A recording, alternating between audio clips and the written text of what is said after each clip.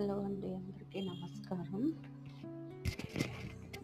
ఈరోజు వీడియోలో మన అనంత పద్మనాభ వ్రతం ఈ రోజుకి చాలా విశిష్టత ఉంది.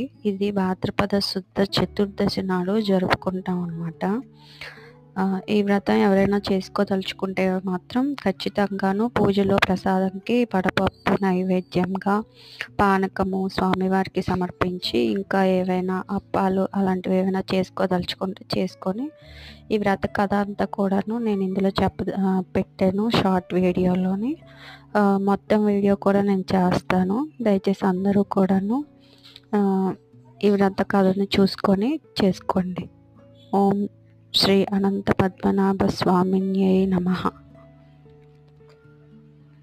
ఓం శ్రీ అనంత పద్మనాభ స్వామిన్యై నమః.